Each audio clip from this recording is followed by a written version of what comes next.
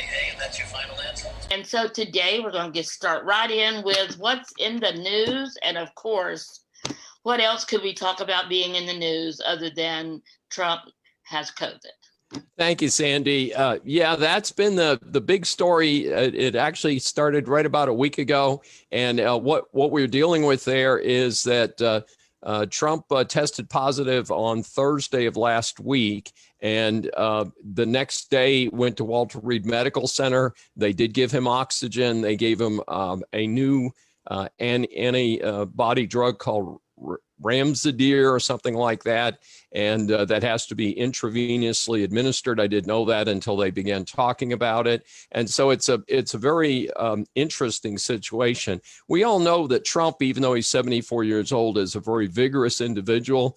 As some people say, good genes or good genetics, because a lot of people at his age would not be able to maintain the schedule that he maintains. And so I salute him for that. He does appear to be dealing with the COVID-19 very well, in that he has already been allowed to return to the White House.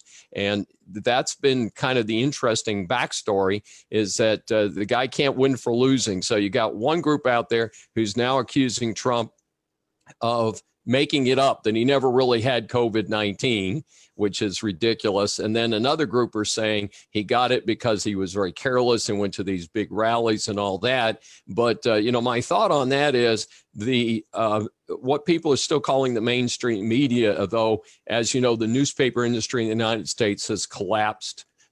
Very few newspapers are actually making money today. They're even running advertising on the front page of newspapers because they're so desperate for the little bit of advertising revenue they have coming in. They've dramatically cut staff.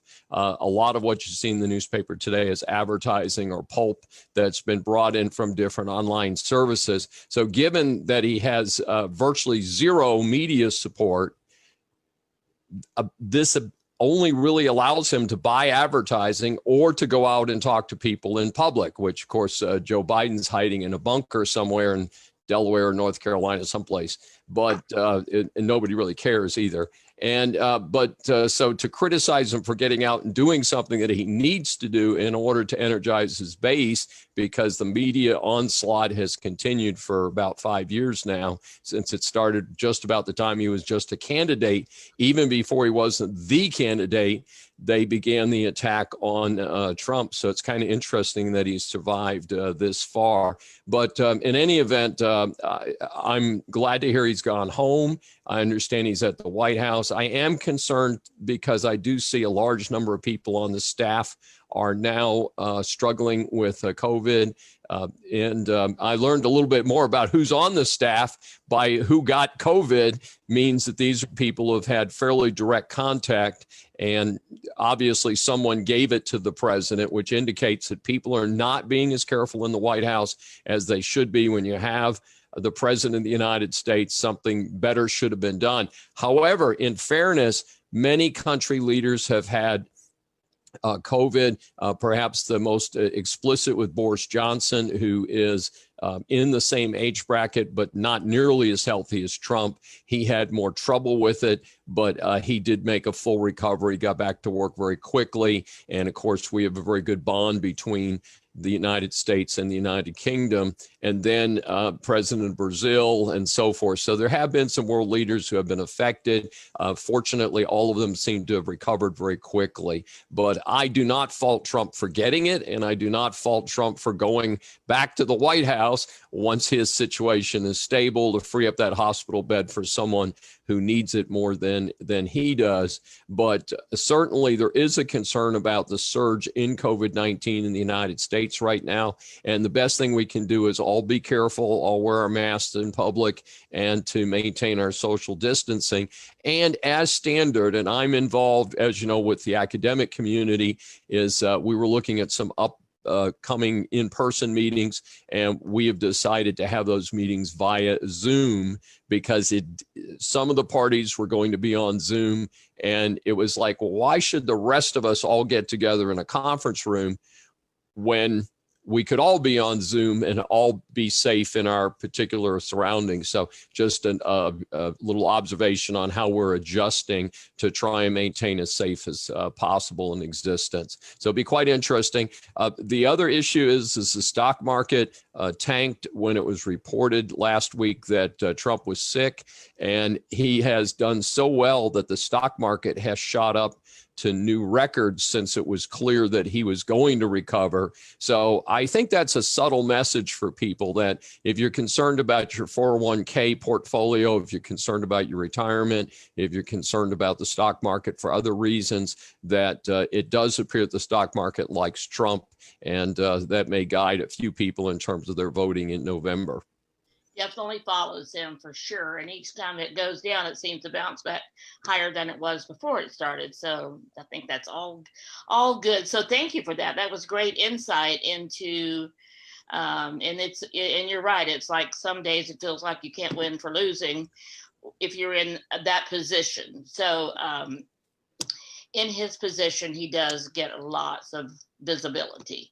So that's Trump with COVID. That's the latest. He is healing. He is home.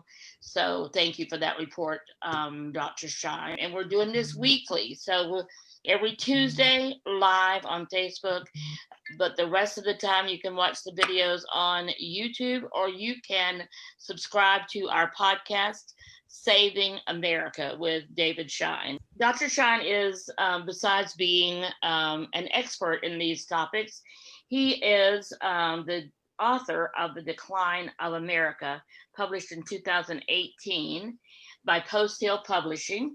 And in this book, Dr. Schein looks at presidents from Woodrow Wilson to Barack Obama and analyzes, assesses their time in office and how they dealt with certain things like the economy, like pandemics. How do presidents handle when they have a crisis of some kind? And most of them do. Most of them have some kind of crisis.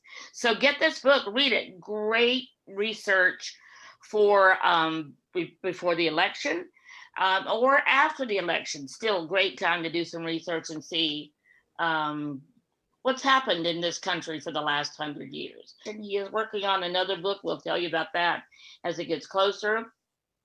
This book is available on Amazon, The Decline of America. Get the ebook or the print book mailed to you. So if you want a autographed copy of this book, then get in touch with Dr. Schein. He's here in Houston, Texas. He is the founder of the Claremont Management Group. So you can go to that website, ClaremontManagementGroup.com, and reach out to Dr. Schein and be in touch with him about the book or in response to any of the questions that he has addressed today on today's podcast. And Sandy, I wanted to mention quickly two things. We did record a special regarding the first debate, and that is about ready for prime time. Our staff has been cleaning that up, and so that'll be posted. Tomorrow night, Wednesday, will be the vice presidential debate between Mike Pence and Kamala Harris. I don't expect it to look anything at all like last week's mess between Biden and Trump. And so that'll be kind of interesting. We haven't decided yet if we're going to do a special edition on that or we'll just talk about it at next week's Saving America. So let's see what happens tomorrow night, and then we'll make a decision. Sounds good. We'll be watching. So thank you, David. Thank you for taking the time to do this each week and keep us updated on what's going on in this whole world called politics. So thank you. Thank you again, Sandy.